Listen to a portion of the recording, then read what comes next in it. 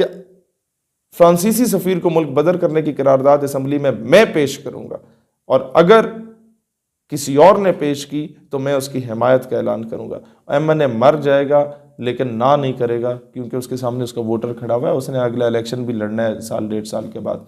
अस्सलाम वालेकुम रहमतुल्लाह। 16 फरवरी की तारीख दी गई थी हुकूमत को कि आप सफ़ीर को भेजें नहीं तो हम दोबारा आ रहे हैं। अब वो तारीख 2 महीने एक्सटेंड हो चुकी है। अब वीडियो को पूरी तरीके से गौर से सुनिएगा, कुछ जज्बाती बातें नहीं है, बड़ी लॉजिकल बातें, क्योंकि टीएलपी के बाद अगर कोई बंदा इस मामले को सबसे बेहतर तरीके से समझता है तो वो मैं समझता हूँ, क्योंकि 2 मरतबा मैं इस मुज़ाकरात के फ़ेज़ से और धरनों के फ़ेज़ से ज़ाती तौर पे गुज़र चुका हूँ। और इन्हीं मामलों में एक 2017-18 के दौर में, 2018 में जब हॉलैंड में गुस्ताखाना खाके शाये हुए थे, तो उस वक़्त हम लोग निकले थे, इमरान खान हल्फ उठा रहा था और हम लोग निकले, रेड जोन में घुसे, और पहली करारदाद हमारे वहाँ बाहर धरने के दौरान जब असम्बली में पहली करारदाद पेश हुई तो वह हॉलैंड में गुस्ताखाना खाकों को के मजम्मत की करारदाद पेश हुई। मामला इंटरनेशनलाइज हो गया और हम लोग वहाँ से मुज़ाकरात करके उठे, गए थे कि जी आप सफ़ीर को भिजवाएं। अब ज़ाहिर है कुछ आपको नेगोशिएट करना होता है, कुछ गवर्नमेंट को करना होता है, और हम इस मामले पे उठे कि गवर्नमेंट इस मामले को OIC और UN में उठाएगी। वो हमें कामयाबी मिली, OIC में भी उठा, UN में भी उठा। जो पाकिस्तान एक गरीब मुल्क है, जो कर सकता था वो उसने किया। कि दूसरा एहतजाज जो हम लोगों ने किया वो फ्रांसीसी सफ़ीर को मुल्क बदर करने के लिए इस 12 रबीउल अव्वल को TLP के एहतजाज से 3 हफ्ते पहले हम लोगों ने एहतजाज किया, धरना दिया। और उस वक़्त क्या हुआ कि हम पे शेलिंग हुई। शेलिंग होने के बाद मामला मीडिया पे उठा, इंटरनेशनल मीडिया हमने कॉल ऑन किया हुआ था, और इंटरनेशनलाइज हुआ मामला, अल जज़ीरा पे चला, BBC पे चला, उसके अलावा मतलब दुनिया के तकरीबन हर इंटरनेशनल मीडिया पे चला। और जो हमारे तरफ से ज़िम्मेदारी आयद थी वो ये थी कि आपने इस मामले को दुनिया के सामने ये रखना है कि पाकिस्तानी कौम मुर्दा ज़मीर कौम नहीं है, या मुसलमान मुर्दा नहीं हो गया कि अपने नबी अलैहिस्सलाम के मामले में वो बिल्कुल ही खामोश बैठ जाए। तो मुसलमान उठा, उसने डंडे भी खाए, रबड़ बुलेट्स भी खाई और शेलिंग भी खाई। वो अलग मामला है, ये बयान नहीं किया जा सकता कि हमें सांस आ भी नहीं रही थी। हम लोग सारे जिस तरीके से वो पले बड़े हैं और जिस माहौल में पले बड़े हैं, उसके बाद ये सारा कुछ देखना ये बड़ा मुश्किल काम होता है। अब मामला इंटरनेशनलाइज भी हो गया, दुनिया को भी पता चल गया कि जी ये कोई इस तरह की गुस्ताखी हुई है, और उस पर पाकिस्तान करते अमल बड़ा अच्छा है पाकिस्तान की आवाम का। अब मामला ये था कि या आपने अपनी स्टेट के साथ लड़ाई करनी थी, 2-4 पुलिस वाले मारने थे, 12-14 अपने बंदे आप लोगों ने मरवाने थे, या आप खामोशी से उठ के बॉल जो है वो गवर्नमेंट की कोर्ट में जाके फेंक आएँ कि जनाब हमारी जिम्मेदारी पूरी हुई, अब आप इस मामले को पूरा करें। अब गवर्नमेंट ने हमसे कहा कि मामला हम लोग असम्बली में उठाएंगे। उस वक्त तो हम पे बड़ा एतराज़ हुआ, और हमारी जो शूरा थी स्टेट यूथ पार्लियामेंट की, उसने कहा कि जनाब लोग क्या कहेंगे। मैंने कहा लोग भाड़ में जाएं, लोग क्या कहेंगे। मैं अपनी कौम को अपनी रियासत के साथ लड़वा दूं, मैं इतना बड़ा बेगैरत नहीं हूं कि अपनी लीडरी चमकाने के लिए काम करूं। हम हुजूर अलैहिस्सलाम के लिए आए थे, जो मामला हमने उठाना था वो हम लोग उठा चुके हैं। अब खामोशी से यहाँ से आप लोग उठें। गवर्नमेंट की कोर्ट में अभी बॉल है, उसने हमसे वादा किया है, अब वो उठाती है मामले को या नहीं उठाती, ये गवर्नमेंट और अक़वाम आलम या आलम इस्लाम का मामला हो गया। अच्छा, अब सवाल ये पैदा होता है, जो लोग अभी ये कह रहे हैं कि जी TLP कोई पैसे लेके उठ गई है, TLP जो है वो नेगोशिएट कर गई, उनका भी यही मामला है कि वो क्या अपने वर्कर को उठा के रियासत से लड़वा देते। रियासत तो पहले हुकूमतें जो हैं वो बेवकूफ़ी कर चुकी हैं। हज़ारा किलिंग के मामले में एक तबके को मुल्क से नाराज़ कर चुकी हैं, फिर ये ऐसे ढगे हैं कि इन लोगों ने लाल मस्जिद ऑपरेशन करके दूसरे तबके को मुल्क से नाराज़ कर दिया। अब इनकी ये कोशिश है कि जो तीसरा तबका इस मुल्क का 70-80% है उसको भी रियासत से लड़वा के एंटी स्टेट कर दो, या उसको जो है बागी बना दो। और तो फिर जब आप पे मुश्किल वक्त आएगा तो फिर शहादतें देने के लिए यही लोग होते हैं जो खाइयाँ बेलचे लेके अपने सीने लेके बॉर्डर पे हाजिर होते हैं। खैर, ये हुकूमत की आप समझें कि फेलियर है कि वो ये काम अगर नहीं कर पाती। अब जो सबसे बड़ी कामयाबी आप लोग समझ, ये अवाम नहीं समझती, वो कहती है बस 16 से एक दिन लेट हो गए तो भाई हम पता नहीं क्या हो जाएगा, मर जाएंगे। नहीं होगा भाई। आप मुझे ये बताएं ना, अगर ये मामला इतना आसान होता तो हम लोग जो उठे थे या TLP जो उठी थी, हम लोग से पहले ये बाकी सारी मजहबी जमातें इस्लाम के जो ठेकेदार बने फिर रहे हैं, या बाकी जितने भी सियासी लोग जो रियासत मदीना के नारे राग अलाप रहे हैं, वो लोग उठ चुके होते और सफ़ीर को भिजवा चुके होते। It's hell lot of a difficult task. लेकिन यहाँ पर टेक्निकली क्या 2-3 पॉइंट्स थे जो TLP को करने चाहिए थे। हमारे दोस्त हैं, भाई हैं, और ये मशवरा मैं पब्लिक में इसलिए दे रहा हूँ ताकि पब्लिक को भी समझ आए कि अभी टेक्निकलिटीज़ क्या होती हैं, वो सिर्फ जज्बाती नारे नहीं होते।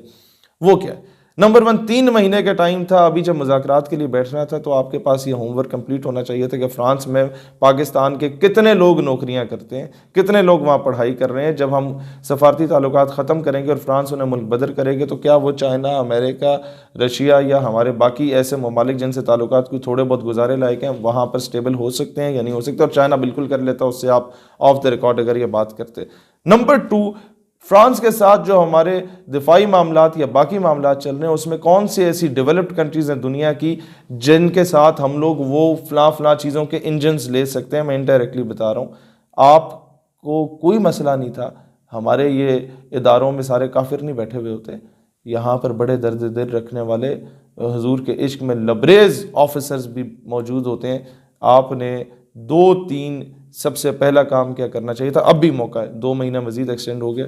2-3 रिटायर्ड आर्मी ऑफिसर लें, 2-3 रिटायर्ड ब्यूरोक्रेट्स लें, उनको अपनी तंजीम में शूरा में बेशक ना रखें। अगर आपको डर है कि जी खबरें लीक करेंगे, उनकी एक अलग शूरा बनाएं जिसका काम सिर्फ ये हो कि राय आमा को हमवार करे आपकी फेवर में, नंबर 1। एंड नंबर 2, पढ़े लिखे तबके को आपकी फेवर में लाए, जो तबका इमरान खान के इर्द गिर्द घूम रहा होता है। फैसले उसी ने करने होते हैं, हम लोग सिर्फ नारे लगा सकते हैं। तीसरा काम क्या होगा कि वो अपने सर्विंग कोर्समेट से जाके मिलें जो लोग अभी इस वक्त फौज में या ब्यूरोक्रेसी में, और उनसे पहले तो पूछें कि भाई अगर तो हम इस सफ़ीर को निकालते हैं तो कौन कौन से ऐसे ममालिक हैं जिनसे हम लोग वो चीज़ें ले सकते हैं जो हम अभी फ्रांस से ले रहे हैं, जिसके बगैर हमारा सर्वाइवल मुश्किल हो चुका है। ये काम बड़ा टेक्निकली किया जा सकता है लेकिन नामुमकिन नहीं है, और ये पॉसिबल भी है। चौथा काम जो प्लान बी हमने सोचा था लेकिन उसके बाद क्योंकि हमें मौका नहीं मिला, टीएलपी आई, तो हमने कहा अभी हम बीच में नहीं पड़ते ये प्लान बी के खाते में, क्योंकि ना मामला फिर टीएलपी के हाथ में रहना है ना हमारे हाथ में रहना है, और या आपस में वर्कर जो है वो लड़ के बैठ जाएगा। तो हम लोगों ने ये कहा कि नज़रिए के लिए कोई भी निकले हम उसके पीछे होंगे। वो प्लान बी मैं अभी टीएलपी के सामने रख रहा हूँ, अगर आपको बेहतर लगे इसे अपना लें। हम लोगों ने खैरी अपने लिए रखा हुआ है। वो ये है कि अगर अभी अप्रैल की जो तारीख आपको दी गई है उसमें भी गवर्नमेंट ये कहती है कि जनाब शायद पॉसिबल ना हो, हम लोग मर जाएंगे, भूखे हो जाएंगे, तो आपके सबसे आसान काम ये है, असम्बली में तो मामला अभी भी जा सकते हैं। एक एमएनए से आप जाके मिलने, वो असम्बली में करारदाद पेश करे, हो सकता है। लेकिन उसके लिए होमवर्क क्या है? वो ये है 2 रास्ते। नंबर 1, एक आप अपना डेलीगेशन बनाएं, उसमें अगर हेल्प आउट आपको चाहिए तो हमारे लोग जो इन चीज़ों को बेहतर तरीके से समझते हैं, वो नौजवान तैयार हैं, पढ़े लिखे तबका है जो सही तरीके से कन्विंस करना जानता है, वो आपका साथ देगा।